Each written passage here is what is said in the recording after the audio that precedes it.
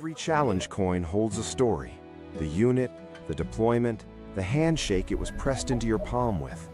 But stories fade unless someone saves them. All Coin lets you digitize your coins and the stories behind them, a lasting record of what your service meant and who you served it with. Preserve your story free at allcoin.brav.co because your service is worth remembering.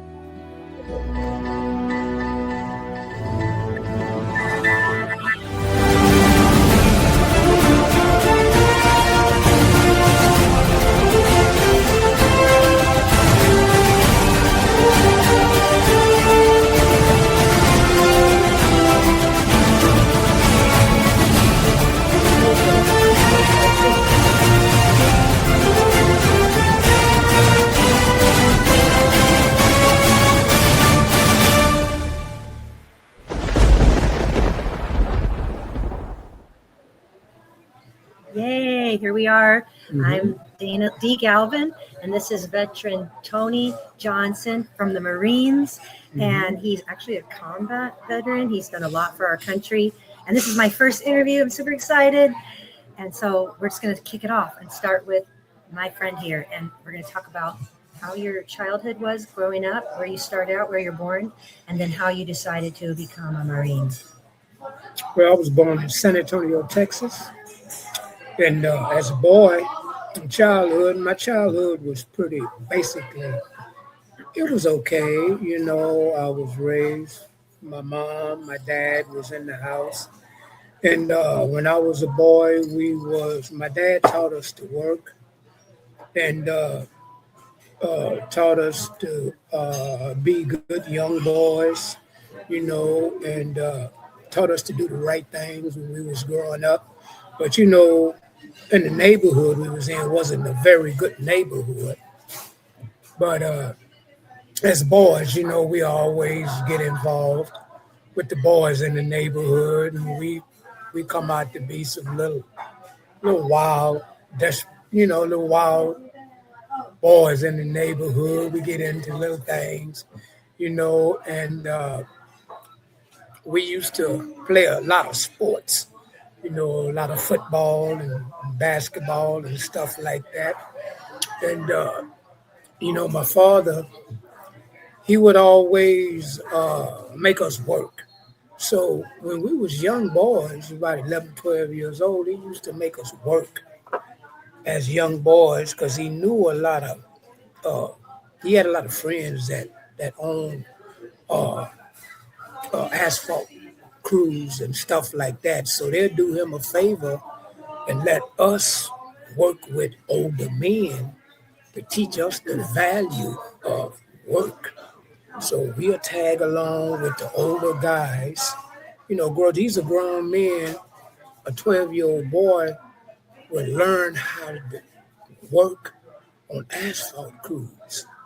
You know, we'll tag along with them, take our little lunch, and they'll teach us the value of work. They taught us and protect us from how to not get hurt out there because they'll have a protection on us. They'll put us with a group of guys that protected us to not let us get hurt. But they taught us the value of work. You know, they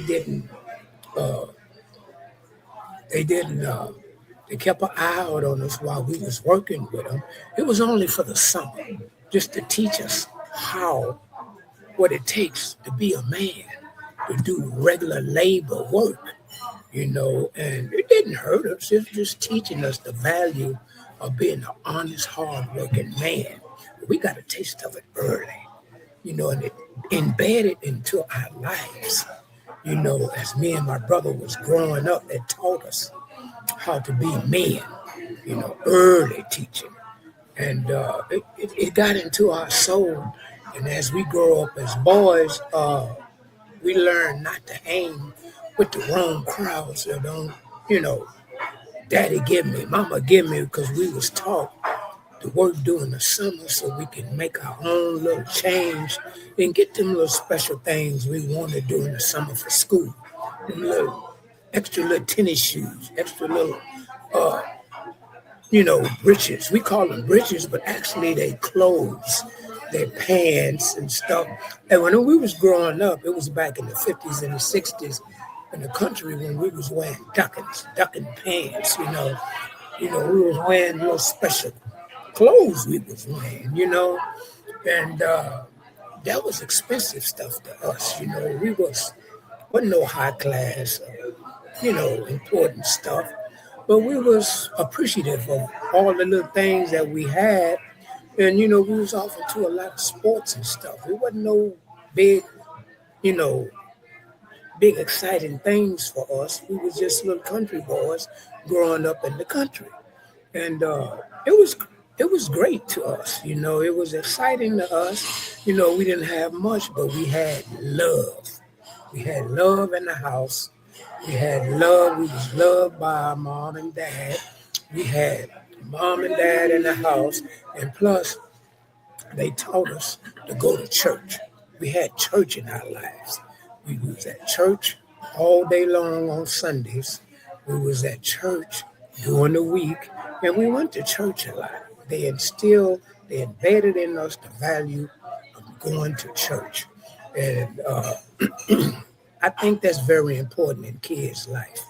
So as we grew up from kids, young boys growing up to be young teenagers, we kept on working. They had other values. We had, they call it Sanyo. That's when they had, every summer they had a Sanyo program. When you was in junior high school, you had to sign up before the summer end, and they'll stationary you, and send you to a school that you had to clean up. We graduated from working in the summer with our dad's friends, so they put us at cleaning up the high schools and the middle schools during the summer. So we done that, so we worked during the summer. And then when school started, we had our own little money. We could buy our little special things, and that's what we was looking forward to. So, we had the value of work and making our own money. So that's something special for us, because we knew how to work already and make our own money, so we can buy these little special things that we wanted. So, hey, that was good for us. So when it comes to us graduating from high school, we was anxious and willing and ready to go do our things. College wasn't for me. College was for some people, but college wasn't for me. So I decided to go straight from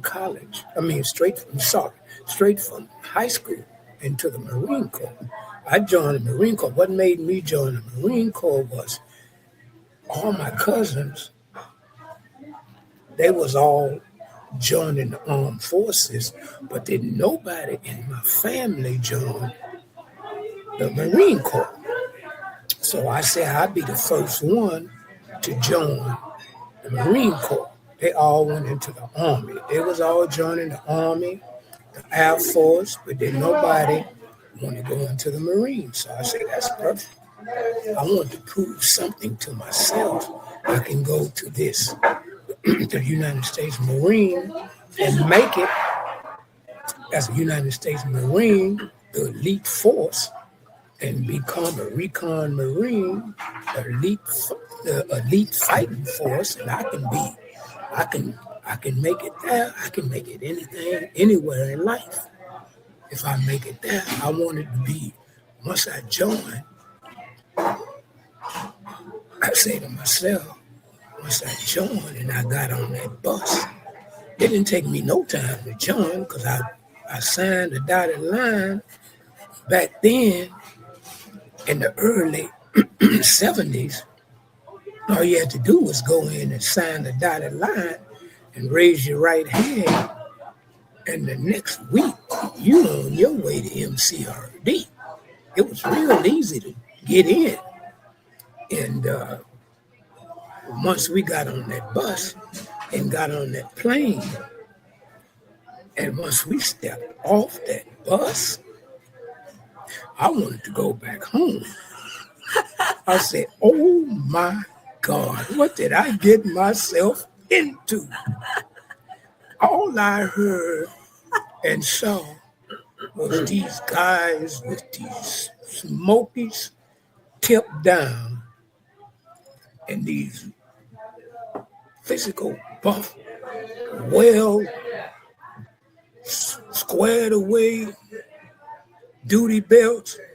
Ooh, they was, man, yelling, man, with this, man, they was squared away. I said, man, I called my dad. I said, hey, Dad, this ain't for me. I want to come back home. My dad said, no, the hell you ain't.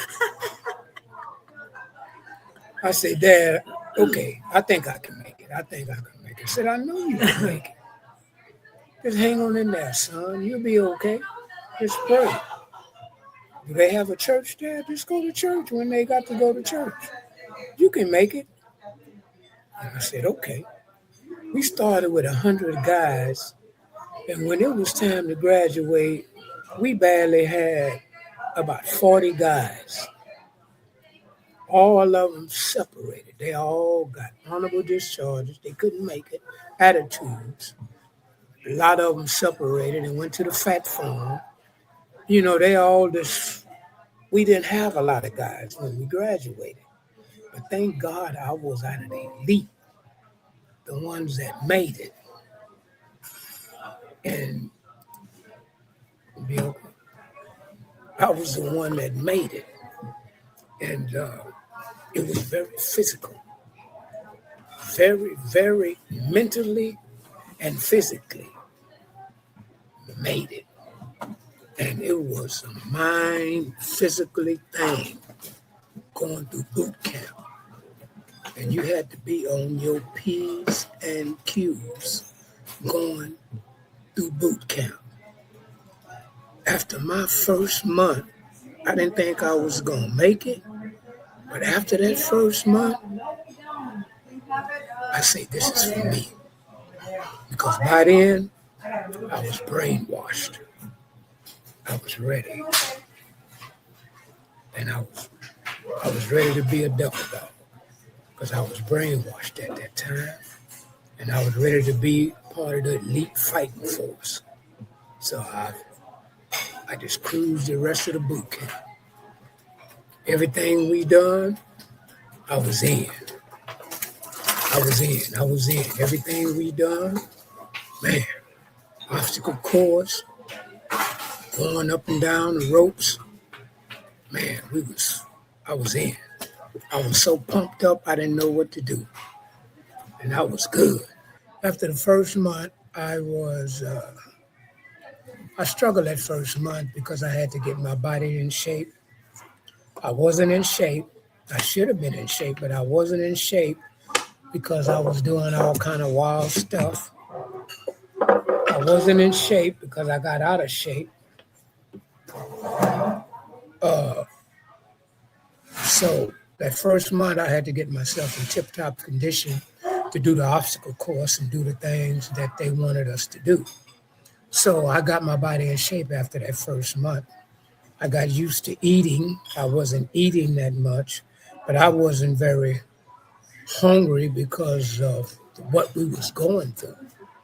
I was trying to get familiar with the program, but after that first month, I was ready. And my body got immune to what was going on.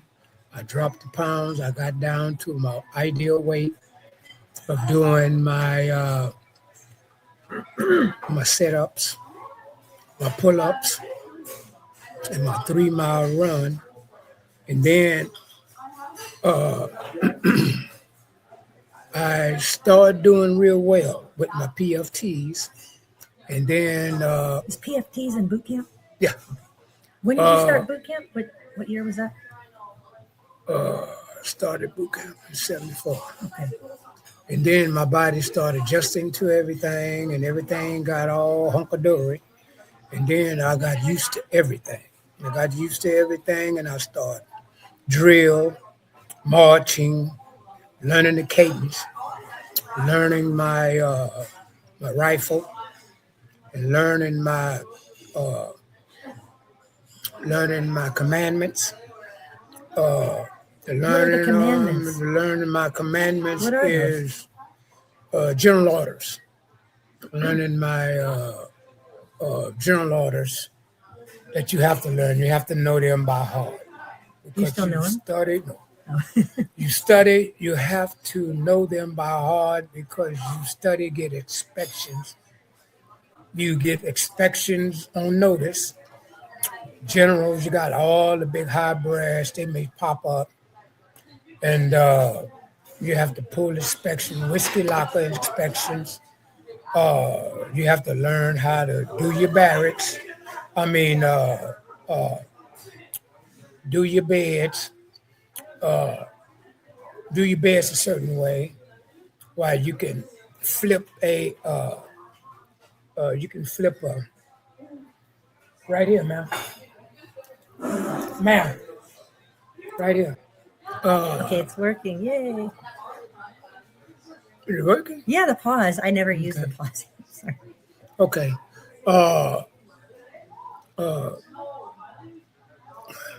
We were in Getting boot camp. so Oh, into you were one getting thing. commandments and general orders.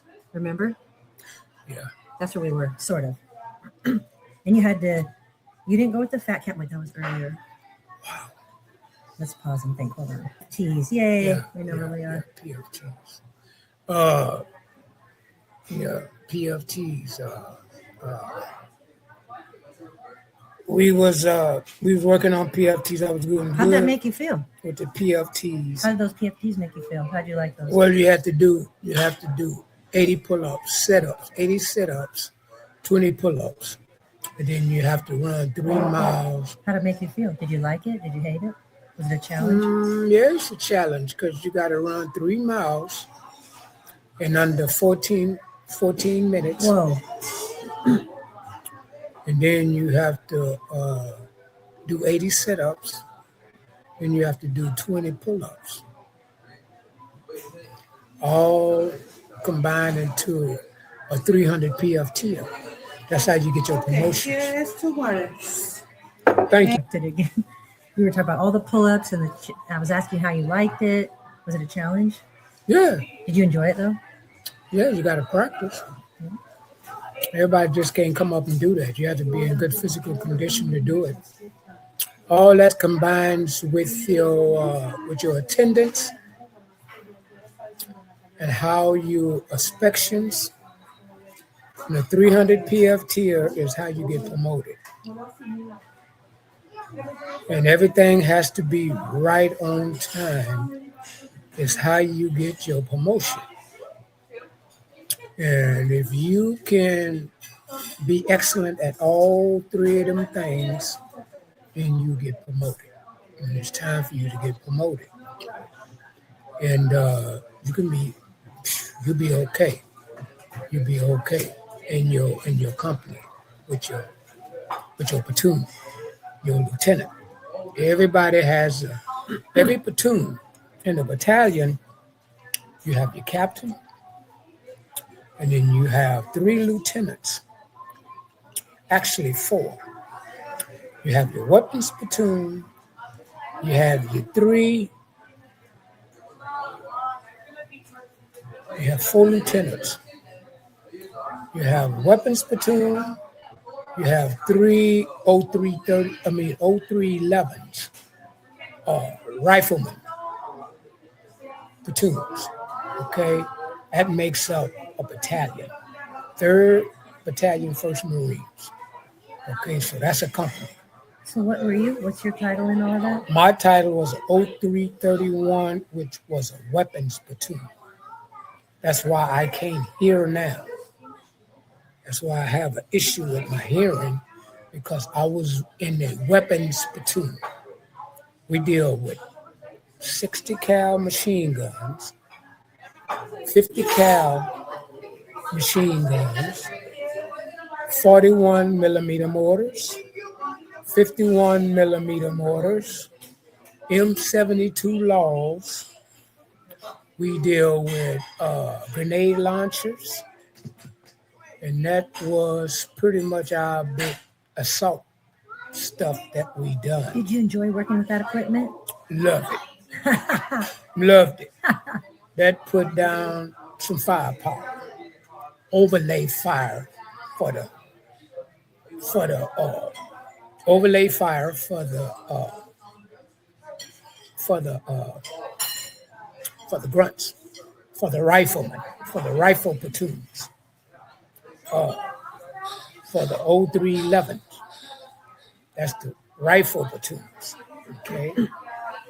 Whatever they was getting hit, get assaulted, or they get in firepower, we will get the grid coordinates to every platoon squad. We link up a machine gun squad to them to lay down overlay fire over them. Automatic, we have substantial rate, rapid rate, and automatic, rapid, and sustained rate. 3 different rates of fire. With we have 100 rounds of bandolier of ammunition, and we had 3 different rates of fire.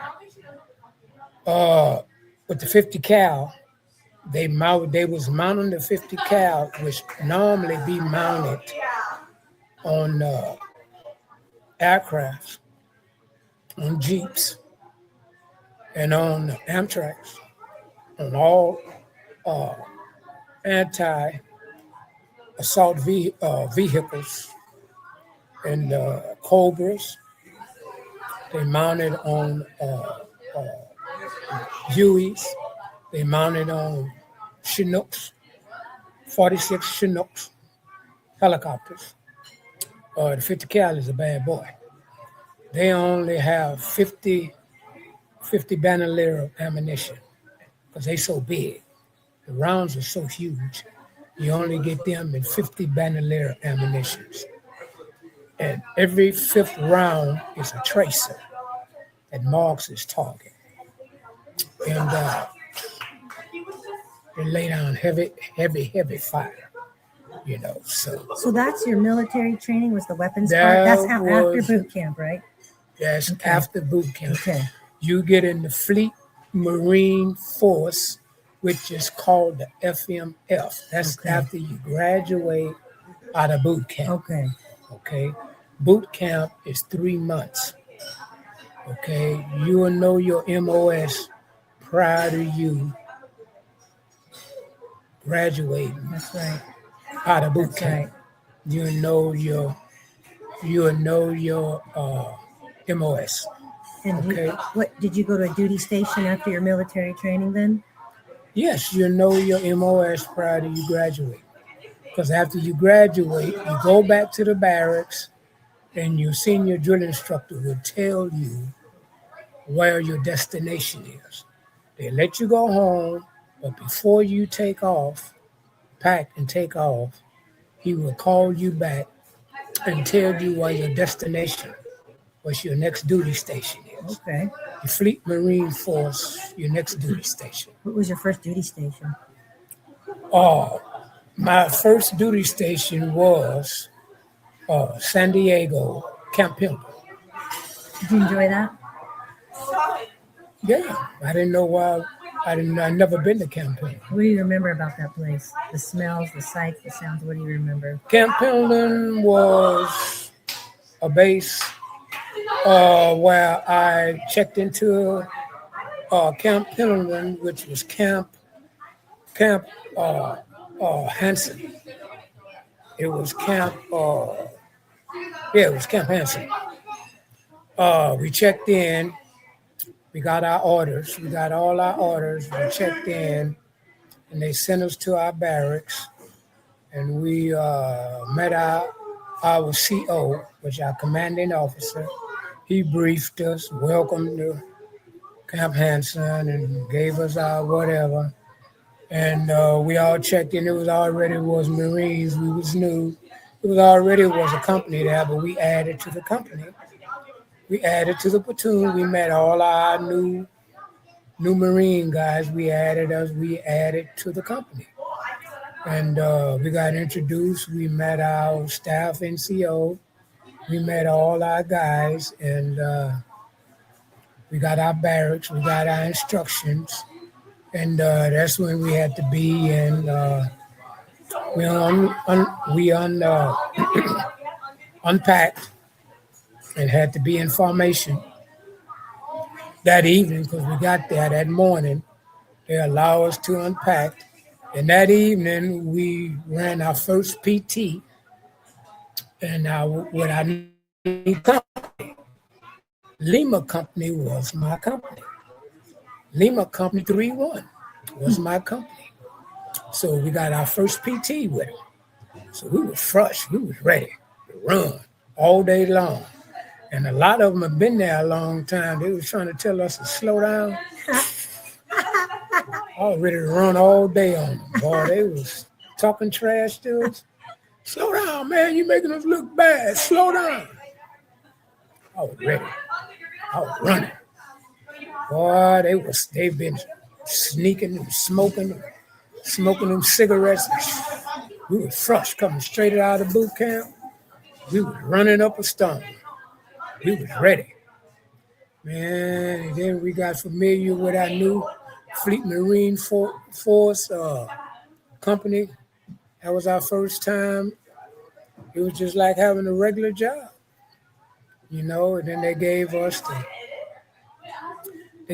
the regular schedule on what we had to do. It was a lot of inspections. It was a little bit different from boot camp, totally different. Because we in the force, we in the Fleet Marine Force now. It's like a regular job, but you can do just about anything after 16:30, long as you in formation at 0800 that next morning. You can do anything, long as you're in formation that next morning. You can have liberty. 08 to 16:30. It's like a regular job. Long as you in formation at 0800. If you ain't in formation at 0800, you AWOL. Your CEO or you loot your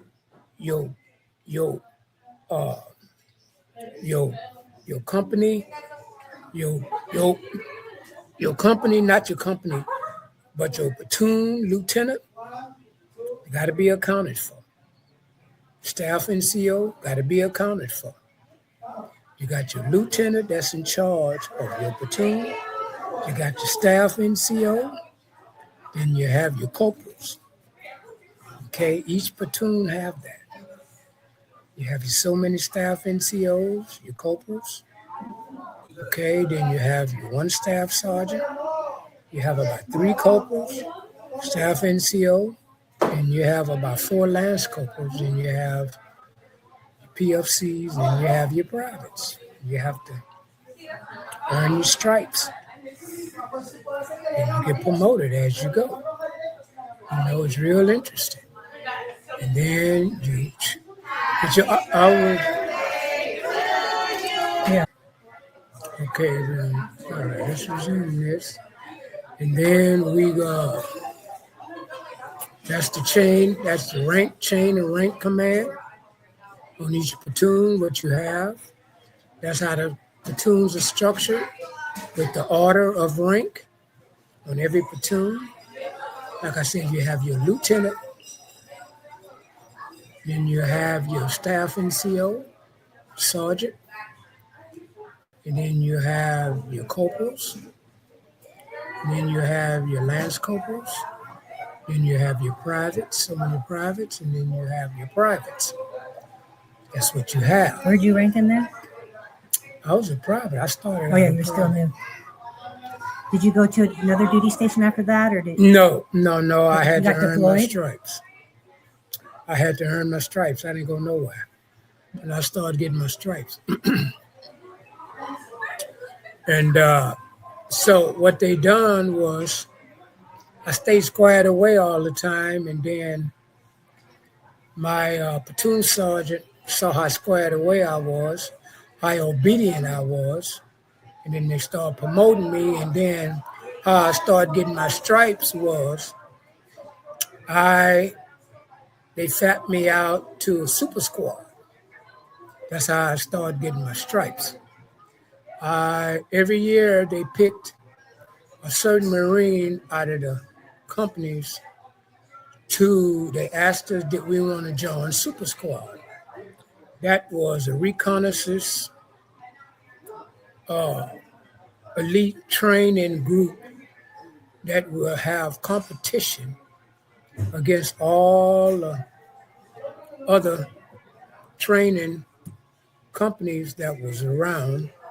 And I was in that reconnaissance training group for a couple of years, 2 or 3 years in a row. And I learned a lot in that. I learned how to be reconnaissance training. How'd you like that reconnaissance training? What was that like? How'd that make you feel? Reconnaissance training was a recon training. Yeah. And they learn you how to be recon training Marine. And that really made me, that blowed my head up. I was ready to jump through a wall then. Couldn't nothing stop me. That's when I started building my rank. Okay. Yeah, when I done that a couple of years, I made corporal. Wow. I made corporal real quick. Yeah, you did. Because we was winning the competitions, and we was very, very, very good with our recon training. And then with that, they fapped me out to be an instructor. I was an instructor. They would send me to instructor school. And about that time, my time was coming up to be,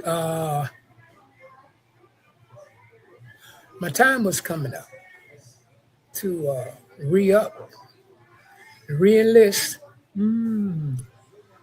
And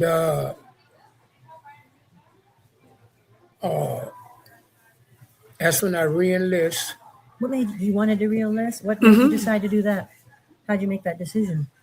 It came up, and then I was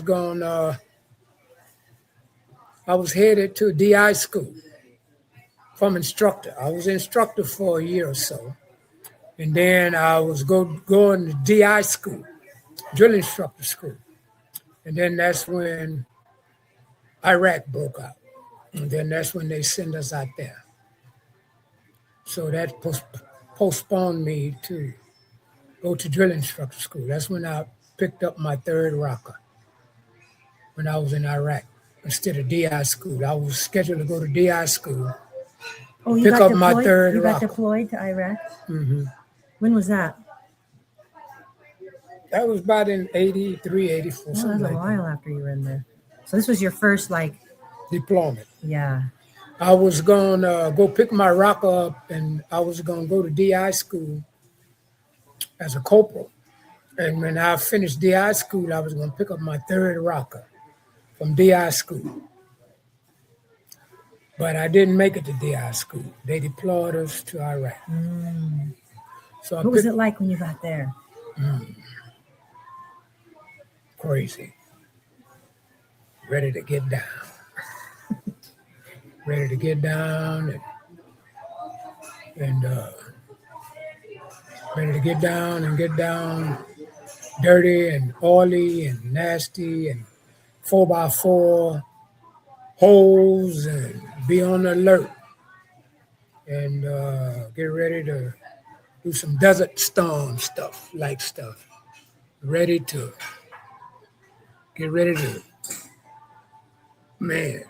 get some grids in and blow up some people. And get some 50 cal, some M60 in. I done more M60 activity than I done anything, because that was my MOS. we done more M60 overlay fire than we done because we already had the vehicles with the 50 cals mounted on them already. So they didn't have no 50 cals with tripods and nothing like that. That's when they was doing the 50 cals mounted on tripods. They just started that. We got introduced to it in 1982. something like that. Okay. When they was just introducing us, we're trying to mount the 50 cals on tripods. That's something they was doing. They introduced us to it, but it was still mounted on the vehicles in wartime. They was mounted on vehicles in wartime because they was better affected on vehicles in wartime instead of being on tripods. So they just had the 60 cal still loose. They got more firepower from the 60 cal with the 100 round bandolier of ammunition on the M60s. And, the mortars was effective because we was putting our grid coordinates and we could light something up with our mortars, from a far distance on the hill. So we was doing that. It was dog and pony show. Let's get it done. Let's get it done. Be on alert. Sometimes we didn't have time to grab our earplugs. That's why our ears was messed up. We didn't have time to grab our earplugs. We would just lighting it up, putting in our grid cordon and let it go. Let it go, Trying to save our comrades, because they get in firefights and they get trapped down with the boys sometime, man. They get trapped down or they get in firefights. They needed some help. We had to deliver our overlay fire to get them out of trouble. Sometimes they got injured from us. We don't mean to do it, but sometimes we injured our own guys sometimes doing that. But it's getting them out of trouble, getting the enemy off their back. We have sometimes casualties. We had casualties sometimes. It ain't about we trying to injure our guys. It's just, just come with it. We're in a war zone. The time, man, it's hot. It's hot situation. It's a hot situation. Getting our boys out. Getting our boys out. I bet that felt good. Getting our boys out of there. You got all of them out and you made it out. That must have felt great. Getting our boys out. Yeah. Getting them boys out of there. Yeah.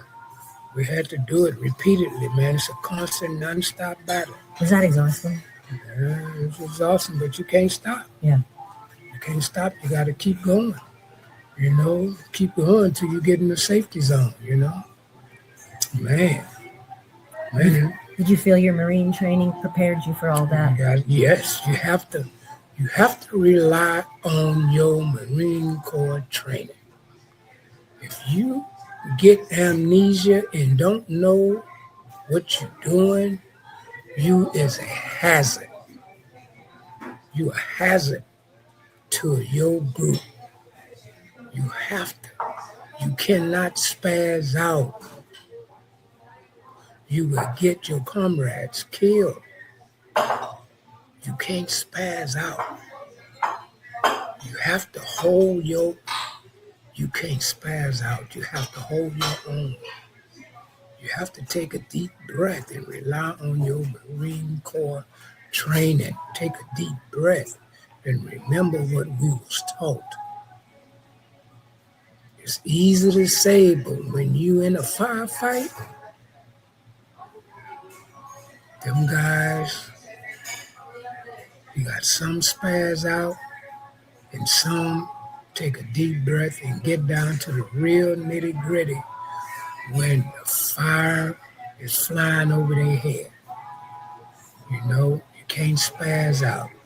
Because if you spaz out and duck your head up, man, you're like a sitting duck. Man, you can't spaz out. You have to use your head to the fullest. You can't let down your guards at all. You can't be scared to move. You have to listen to your higher echelon. You have to depend on what they say to get you out. You have to,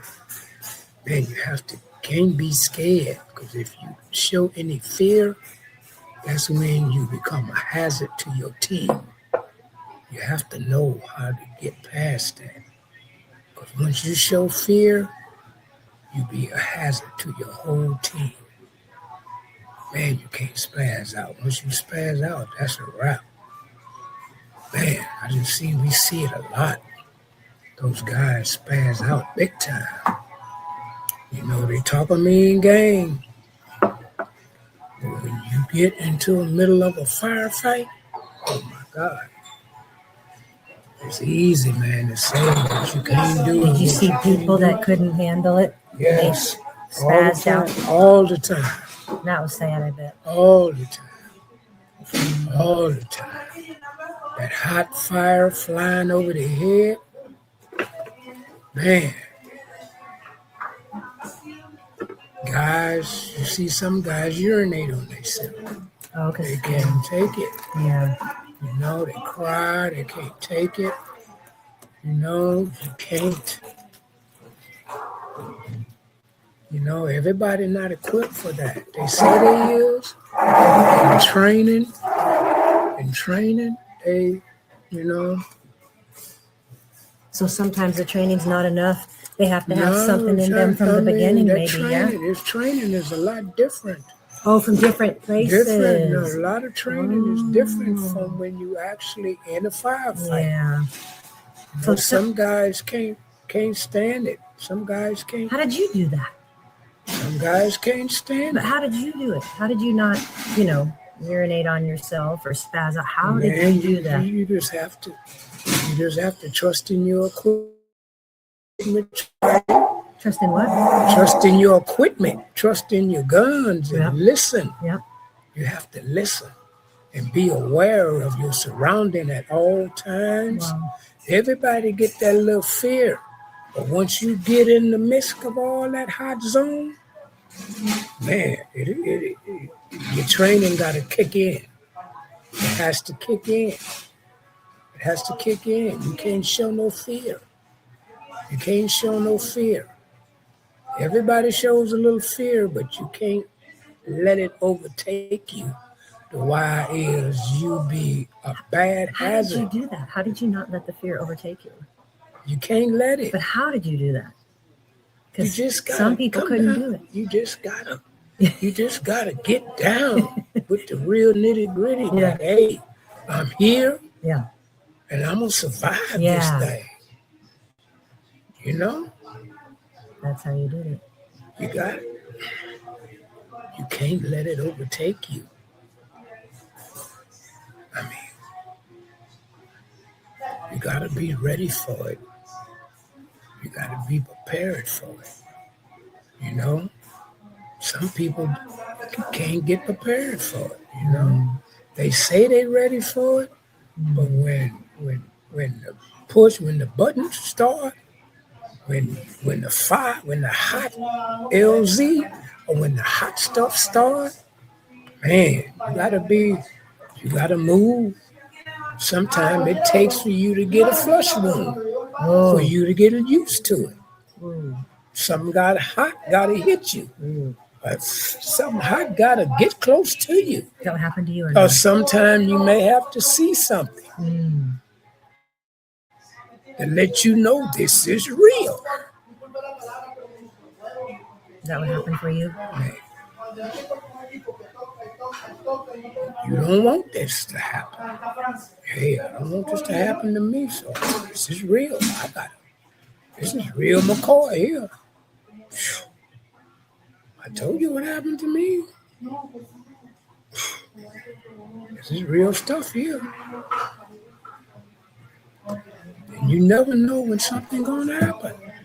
You just have to you can't lay down and let it happen to you. You don't know when it's going to happen to you. You just got to pray to God and just be watchful and see what's going on around you and stay alert, even at night.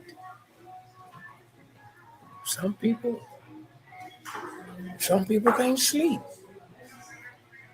You know, some people just got, at nighttime, you have night duty. You got to watch your patrol. You got to walk your patrol. You got to be alert. You never know when something's going to come across your path. You got to be alert and be ready. High alert. When the alarm go off, you got to be alert. You got to know what century to call. Because they equip you with a radio, they equip you with everything. You got to be when you stand your duty, when you're on duty. You got to be alert. You got to know when's what. You have to be ready, Don't be napping. That ain't the time to try to nap or fall half asleep. You have to be ready, Is there any other experiences during deployment that you wanted to share, or did you want to talk about after the service, or? After the service was rehabilitation, because I got wounded. I got wounded in that Jeep. In that, not the Jeep, but I got wounded in that Humvee. And Humvee, I got wounded. And at rehabilitation, I just laid there and I had 1,000 things. How did you leave the service, though? How did you get from, the injury is what took you out then? Is that how, am I following? Yeah. Okay.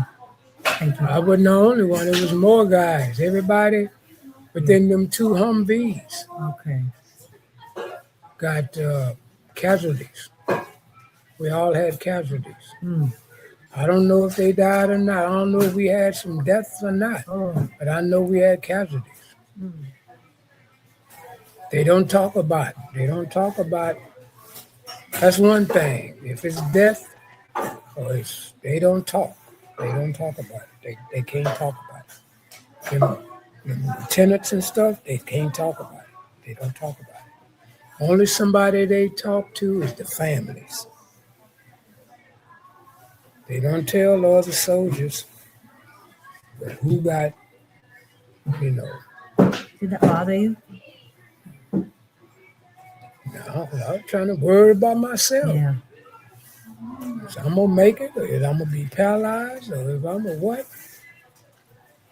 So that's when you had after you left the service, you were in rehabilitation. Yeah.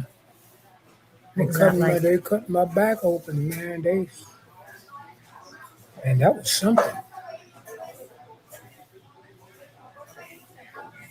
So you got back. I shed tears. I mean, Yeah. Man, well, Yeah. That's a lot. That's not a small thing. A lot of things went through my head. A lot of thoughts. You're all that time away. Ain't nothing your parents can do. They can't come see you. That's when you really grow up. Where was the rehabilitation location? It was in somewhere close to where the thing was. I can't remember. Were you still over there, or was it in USA where they brought you? No, it wasn't in the USA. You're still over there? I was still over there. Oh my gosh. Yeah, they was. You weren't probably sustainable enough to travel or something like that. I couldn't travel. Man. I was out of it. They had me full of a lot of dope. Oh, you don't remember? So you don't even know how long you were rehabilitating, probably. And then did they send you home at some point after that? Yeah, they sent me home. I was full of a lot of dope. They give you enough dope to kill a mule. Man. They don't want you hurting real bad. Did you get more rehabilitation once you came back to the States? Oh, yeah, they did. When this first happened, they have you full of dope. They don't try to move you nowhere. Mm-hmm. They just try to repair you, and then they have you full of dope. You know, they have you full of pain medicine to try to keep you stable in one spot, because this is dealing with your spine. They don't want to do a lot of movement with you because they could mess up something. Yeah. And you'd be paralyzed for the rest of your life. And Tony is They're not trying paralyzed. to prevent that. Praise Jesus. They're trying to prevent you from getting hurt. So they succeeded, keeping you walking. And then you went back to the States? yeah, I went back. And what happened when you got back here? What state did you come to? Where'd they bring you? They brought me back to. They flew me back to San Diego. San Diego. Mm-hmm. And over there, what did you do? Once you got back to San Diego, what happened? Well, that's when they had me in the hospital for a long time. Long time. Do you know how long? They had me in the hospital for about 6 to 8 months, something like that. And who knows how long you were in on the other side. Tony. Yeah, I was in there, lost a lot of weight. What happened when you got out of the 6 to 8 months of hospitalization? They just had me in therapy. I was still in the service. So they kept you in They therapy? wasn't gonna turn me loose until all that was straightened out. They wasn't gonna release me from the service until they knew I was walking and I was in good condition and I was able to, get around. Yeah. Like I should. Yeah.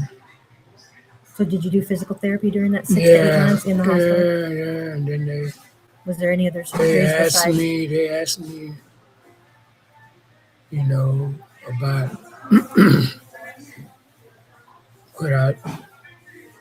would I stay in or whatever. They really didn't want me to stay in my condition. They said ain't no sense in us trying to, just gonna let you Couldn't they put you to work? I'm just the wife of a Office Marine job. that's in heaven, but yeah. Would they do office that? job or something like that. Yeah. No, they didn't. I told them, man, I told them no. Okay. I would get out. So you were honorably discharged then Yeah. because of the injuries. And then you probably did you do more rehab after you got out? Of Medical course. discharge. Yeah, medical discharge. Did you go to VA for more rehabilitation, physical therapy? Yeah, I'm well, assuming? they put me in physical therapy, and then I rehab pretty good. I got pretty good.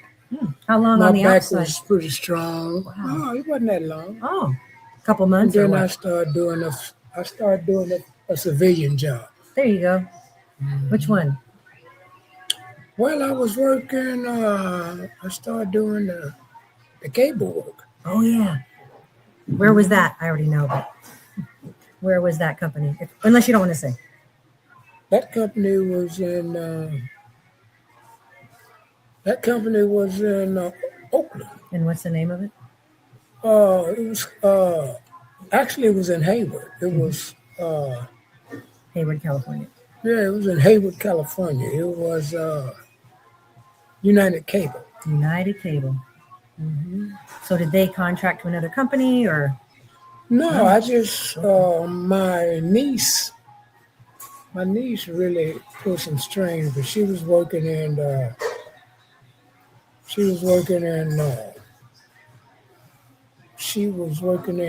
you call that?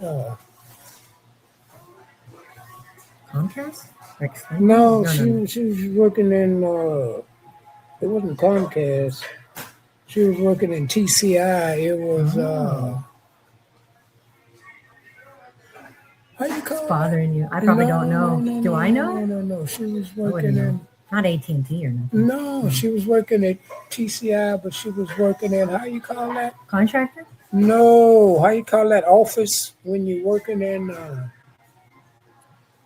when you be in charge of jobs? Manager. Oh, manager. HR. There you go. She was in HR. And and they find out I was Microphone. oh Sorry. HR. She's in HR. She was in HR, and she found out I was I needed a job, and they asked me would it be all right if I can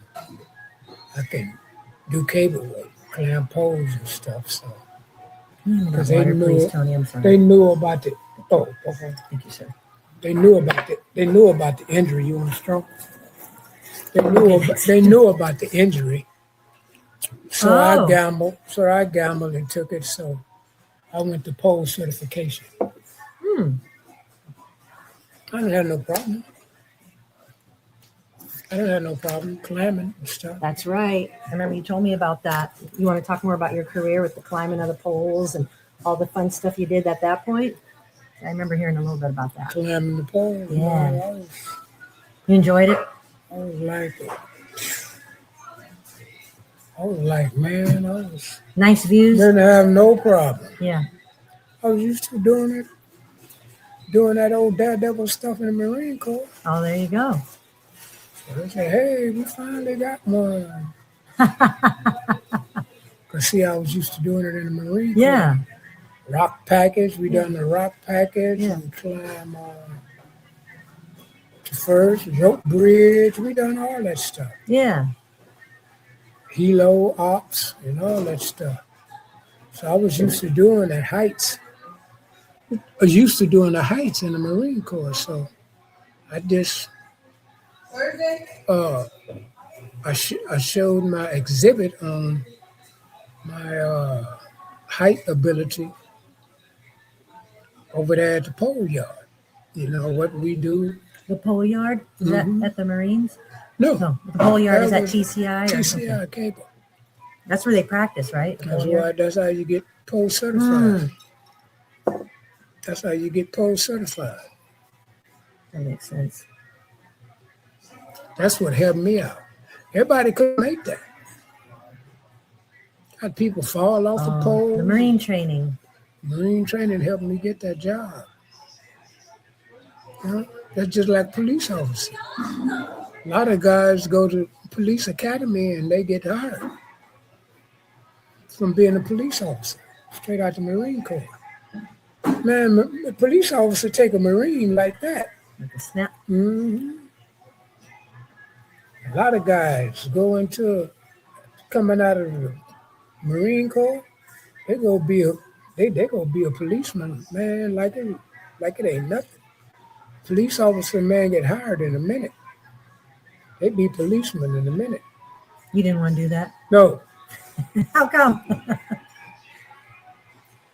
Man, I heard they was killing police officers at the time I was coming through there.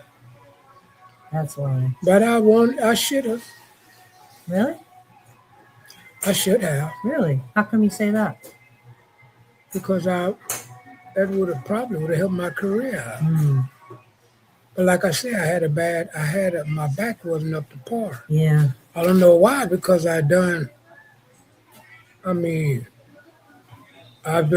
have done, it would have been good because my back was all jacked up and Comcast didn't care about my back because I had to pack a lot of heavy stuff on my back going up the You said Comcast, so you eventually went to work for them too? Yeah, they turned it to TCI, turned it to Comcast. Oh, that's what happened. Okay. That didn't help my back none working with them. Okay. That didn't help them none. That didn't help them none working with Comcast. Really? That didn't help them. Working with the cable company didn't help my back at all. All it done was. And how long did you stay at Comcast with your back hurting like that? How did you do it? 25 years. Oh, man, you toughed it out. Yeah, man, I had to make a living. Yeah. I had a family. What current I project? had to make a living. Yeah. And come to see, they was essing on me. Yeah. So we were at Comcast. Yeah, we was at Comcast. We were talking about the pole yard. Yeah, exactly. Yeah, we was talking about the pole yard, and I certified with the pole yard. And once I got the pole yard, I certified, and then I started doing the work.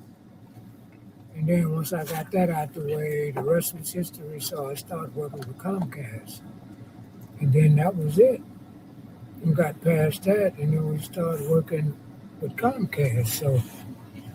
So it was it.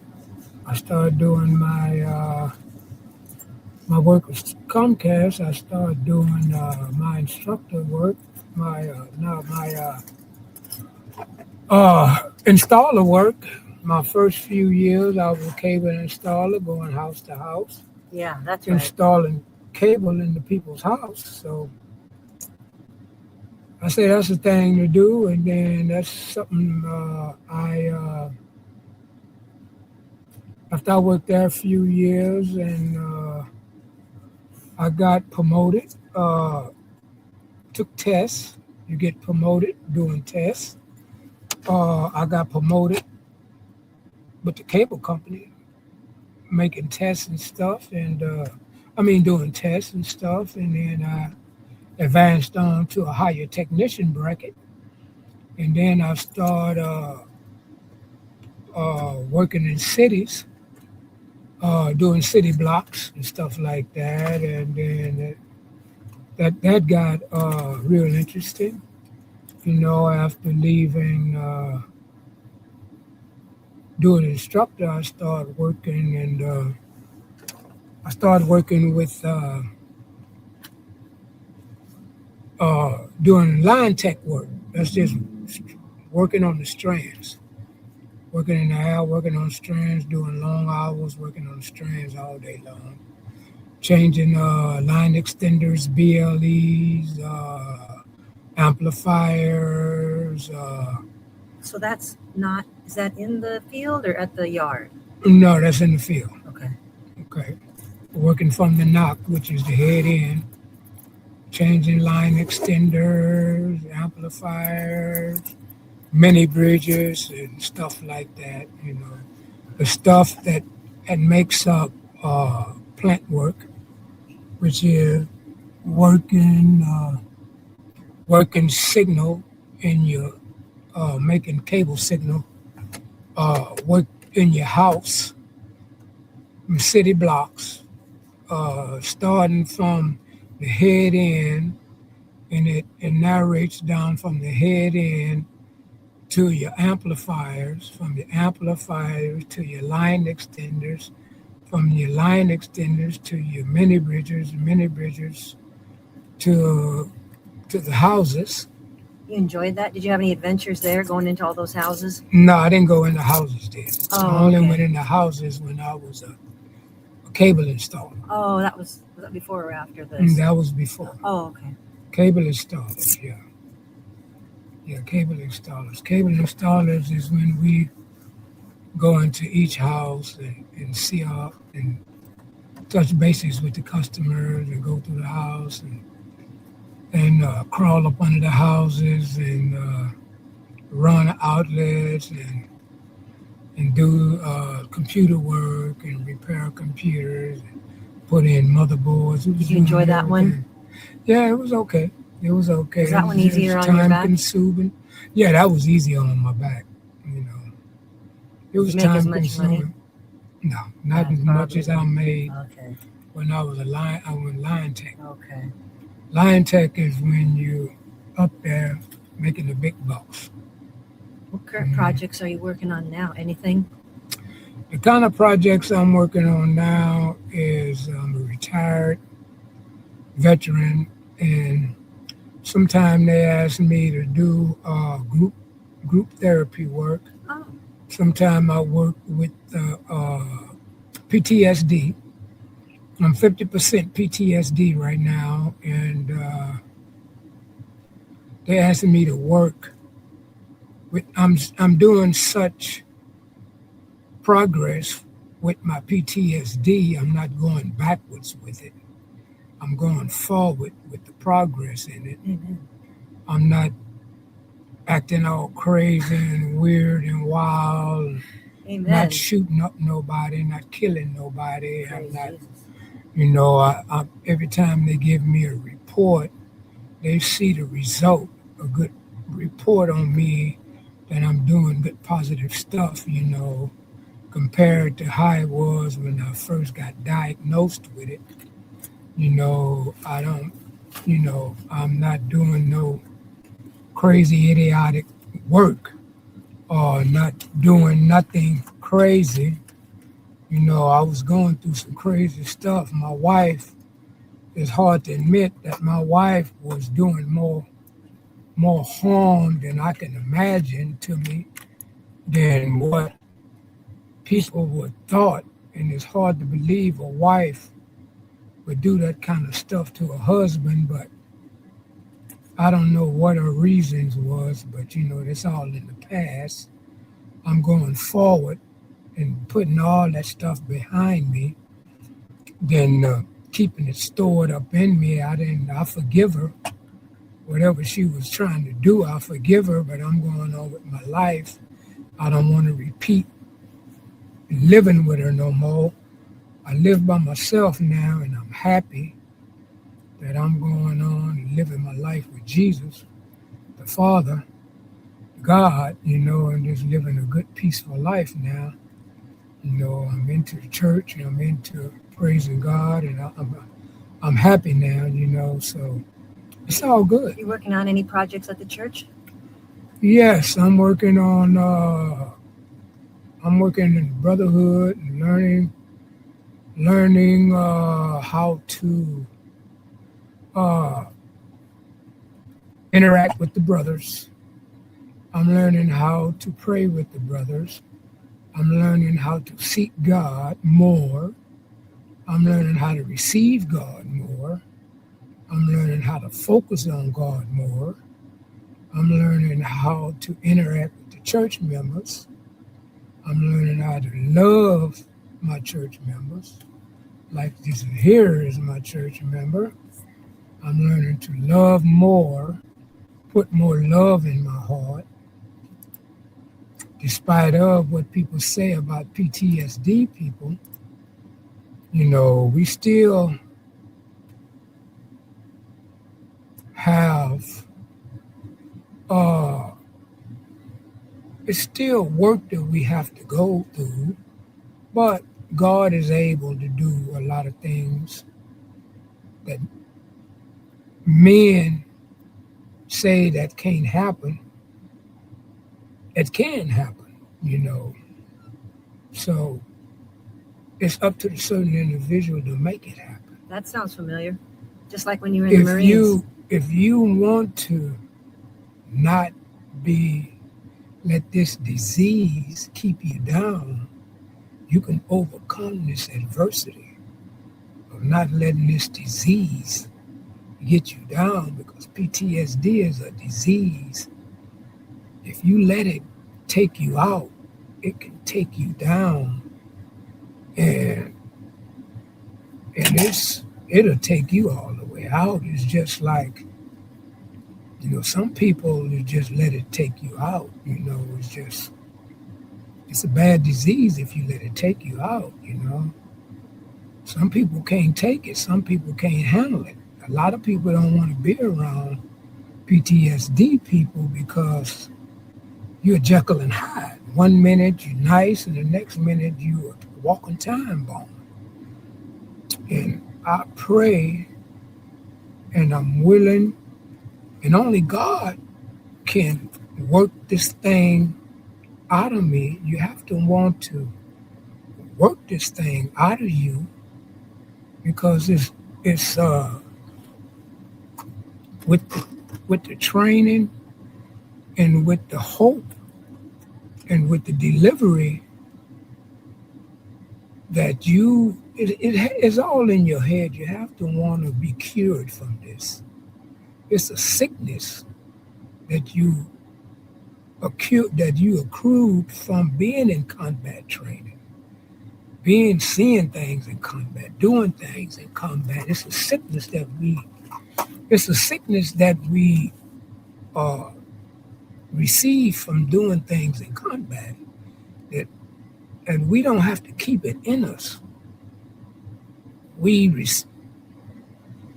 nightmares and mutilating people and killing people and all that stuff, and people trying to kill us.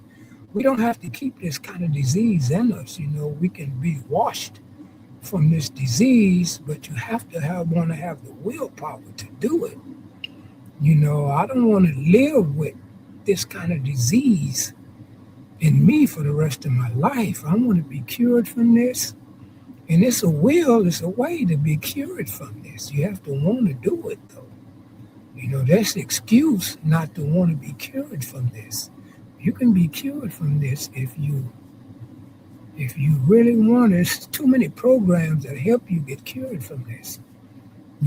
So, PTSD is, it's not easy, to get cured from it, but you can be cured from it. If you allow yourself to want to get cured from it, you can really get cured from it, And I'm one of the ones that's going to beat it. I'm going to beat this thing, And a lot of people, the ones that's not, that's because they just want to keep doing it, I guess, want to keep it in their system, I guess. Some people, but I agree, some people just can't do it, I guess, because they keep want to fool with the substance. The substance abuse make them want to stay in bondage with the PTSD, keep messing with the alcohol, keep messing with the drugs and all that. All that stuff do is just keep you in bondage with the PTSD, so I don't know. Just pray for them guys that they find a will and a way to come out of that, I don't know. We just keep them guys uplifted in prayer, I guess. I don't know. Yeah.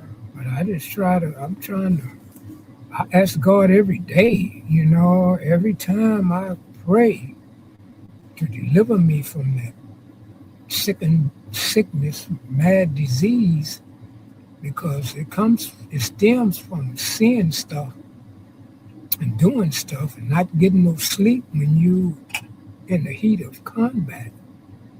And I blame, and it's something, it's something that you want to, it's something that you don't want to have in your system, happen to you, in your head, you don't want it to be in your head all the time, it's just something, it's bad disease. And that's why they have a lot of help for this stuff, a lot of help.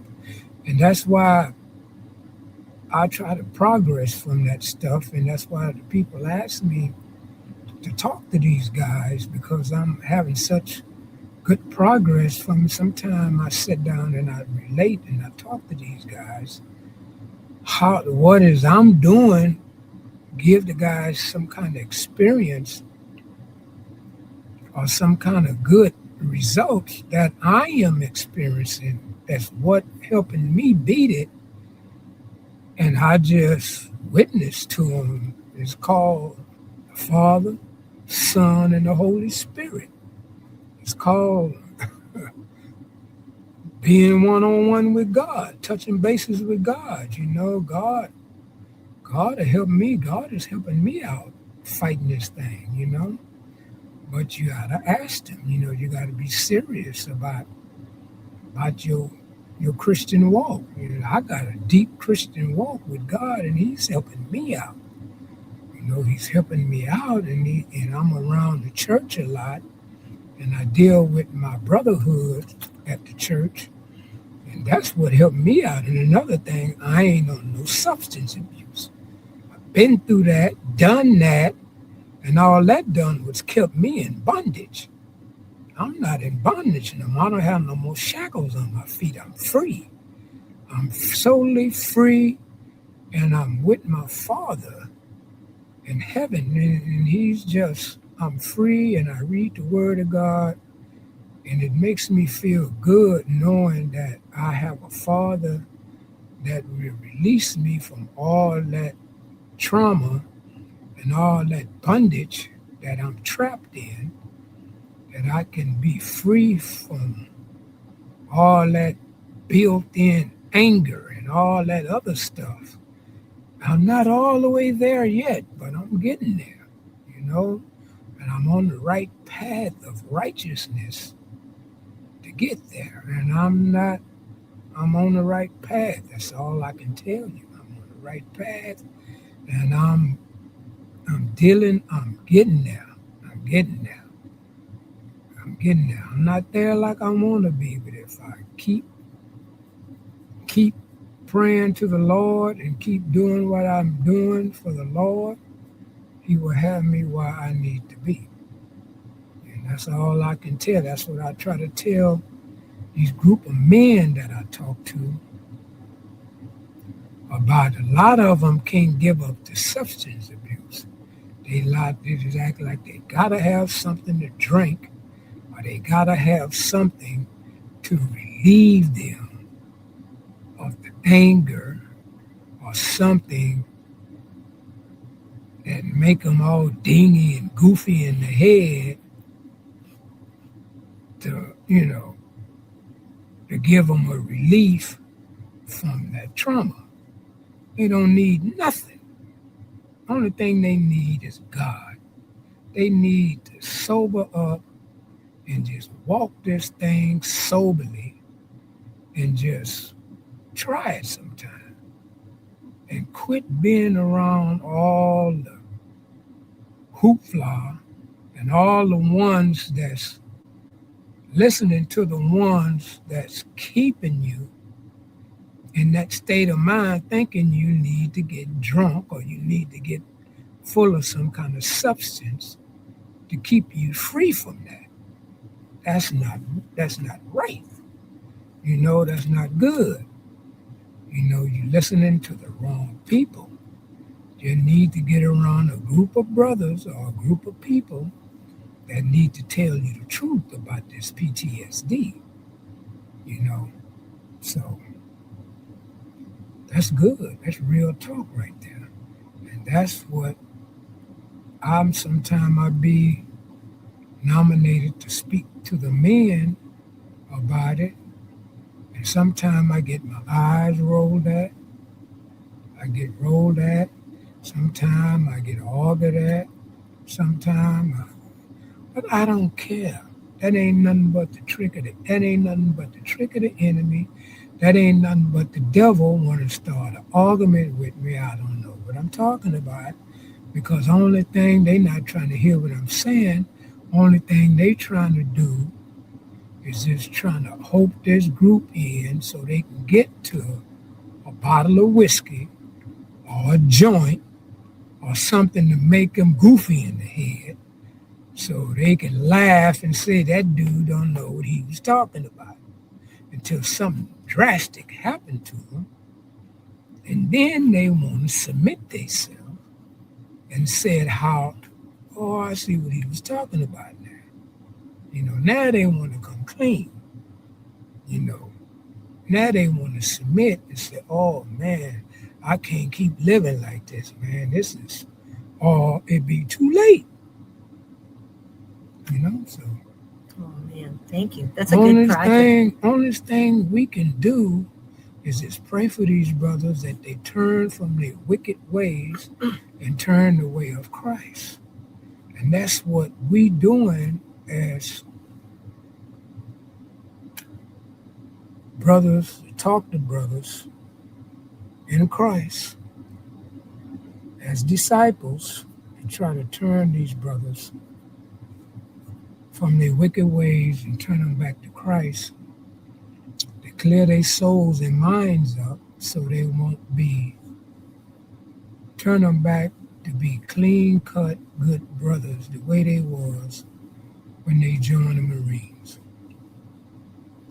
Somewhere down the line, I was just like them. I walked patrols just like they did. The dope, the hashish, all that was right there in my eyesight. I could grab up and pull it just like they did, but that wasn't my agenda. My agenda was walking that patrol in the middle of the night, practicing for Charlie so he wouldn't blow my head off. You know, they saw a big bush, bundle of bushes, poppy seeds, hashies, marijuana bush, 25 feet tall. They could reach up and grab it. We all saw that as Marines. I'm not going to lie to you.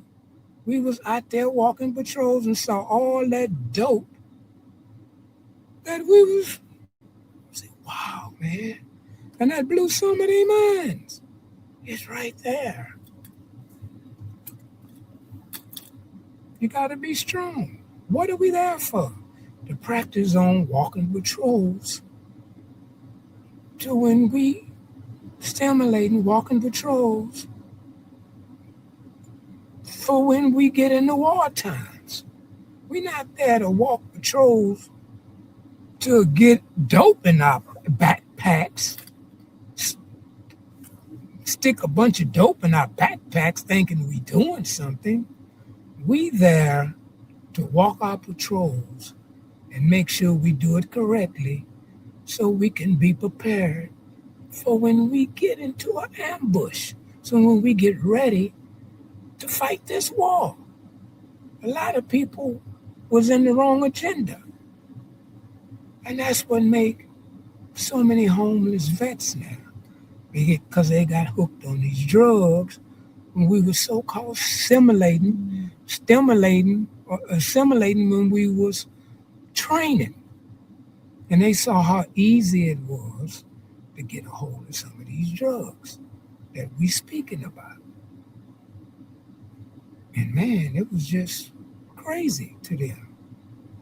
And now we got so many homeless vets that had experience getting this stuff. Man, everybody's different. Everybody didn't go down that path. We all was different. I ain't gonna lie, I tried it, I didn't like it. Thank God I didn't like it. But man, war times are real, man. I experienced it. I thank God right today I'm here to do this video. Yay. You want to do some rapid fire questions next? Yes. Okay, they're like, I think how AJ says it, it's like a machine gun, rapid fire questions. So I hope I can do this right. Oh no, I'm messing up the order. I'm sorry. Okay, there. What is your proudest military moment? Proudest military moment speaking as. Is what? Speaking as and proudest military moment. My proudest military moment. I had so many. What's your proudest? The one that tops them all. My proudest military moment is getting ceremonies when we was doing our recon. We won the recon, the best recon squad. We was up in Quantico, Virginia, when we got our ceremony badges, the best squad. Nice. In the Marine Corps. Nice. Okay, the next We fire. all got promoted. Go back. The next rapid fire question is, what is your most embarrassing military moment? The most embarrassing military moment is when I had a Marine that died on me.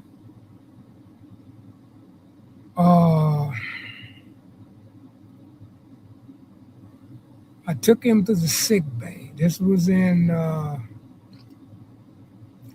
was on duty that night. It wasn't during wartime, it was just on regular time. And they brought him to me and he was sick. And he had a bad heart. And he was taking heart medicine. They had him on heart medication. And somebody talked him in drinking Jack Daniel whiskey. And I was responsible for that Marine that night. And I felt sorry for him because he was like a weakly Marine. He had a bad heart and he was kind of overweight. And I said, who allowed this man to pass? I said to myself, who allowed this man to get in the Marine Corps like this?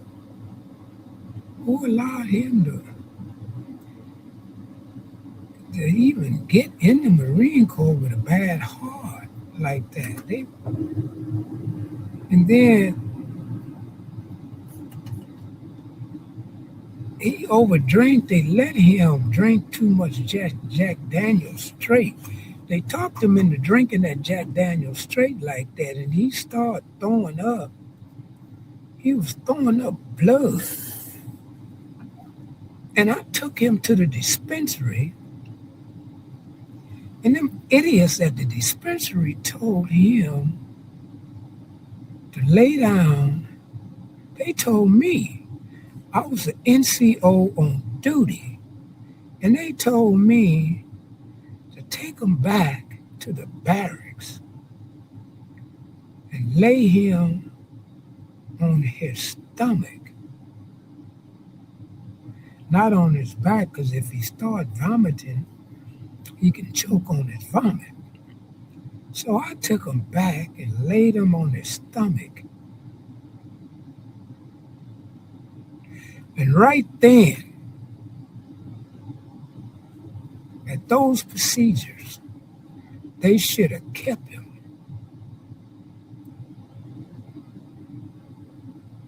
But I was just following orders. I was being obedient to my orders. I took him back and laid him on the bunk next to the duty hut on his stomach. But lo and behold, the man was dying then when I took him to the duty hut. When I took him to the dispensary, he was dying then. Them Navy idiots couldn't see that. The man was dying then. They didn't want to be responsible for that man dying.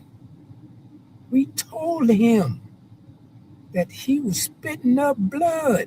They should put him in an ambulance and took him to a major hospital and pumped his stomach or done something for him.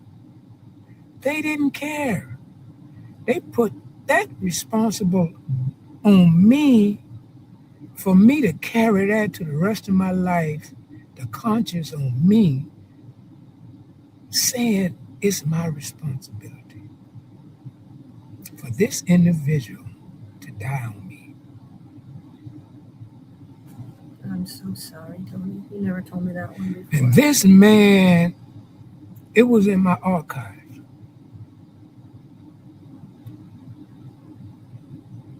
But when I took him to the dispensary, them Navy pukes, the man was already dying. Now, why them Navy pukes didn't keep that man, I do not know. They put it on the Marines so the Marines would be liable for that man's death.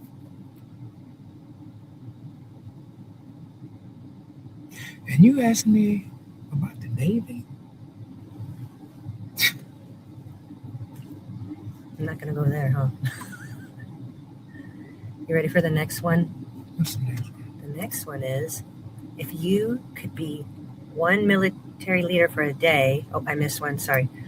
No, we already did that one. I'm so sorry. If you could be one military leader for a day, who would that be? The drill instructor. There you go. Which one? It says one military. Is there a name of a drill instructor that would be that military? DI. DI. There you go. I was going to become one before they sent me to Iraq. So is there one I was getting ready to go to DI school.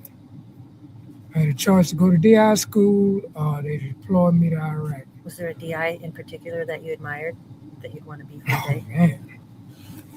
That was my orders was to go to DI school. I had orders to go to DI school. They sent us to Iraq. What was one lesson or skill you learned that you still use today from the Marines? Neatness. Simplify. Faithful. That's what simplify means. Always be faithful. Next one. If in a zombie apocalypse, what would be your weapon of choice and what anthem would be playing in a zombie apocalypse? A zombie? Yeah, like a bunch of zombies are coming at us. What would be Grenade launcher. grenade launcher? And what anthem would be playing? American hymn. There you go. A grenade, give me a grenade launcher any day. What animal best describes your time in the service? What animal? Mhm. Devil dog. Devil dog. And knowing what you know now, would you do it all over again? Yes, I will. Wow. And you had a heck of a I time. would love to do it all over again. I would do it differently. You would? Yes, I would. Turn me back some time. I would do it totally different. I would be more in shape. I would start getting myself in shape. Give me a brand new body. I already know how it goes. Give me a brand new body. Take away my back. Give me a brand new body. Brand new legs, brand new arms. And what words of wisdom would you have for our listeners? What words of wisdom? Words of wisdom. Always be yourself. And be true to people. Don't never lie to them. If you tell a person you're going to do something, do it. Don't lie. If you make a promise to somebody, be a man and woman of your word. Walk the walk and talk the talk. We have enough people lying and scamming, trying to get by on things. Be truthful. Be yourself. Be honorable.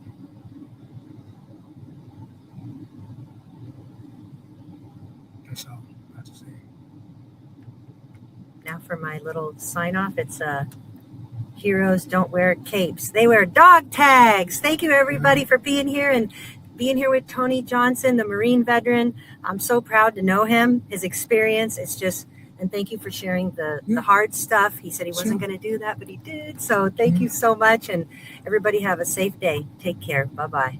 Purchase your gear, look good, and support the Lost Art Project Veterans Voice. Every day, we lose another veteran, and with them, a story that can never be told again. At the Lost Art Project Veterans Voices, we're making sure those stories live on. Join our Founders Circle today, because preserving history isn't someone else's responsibility. It's ours.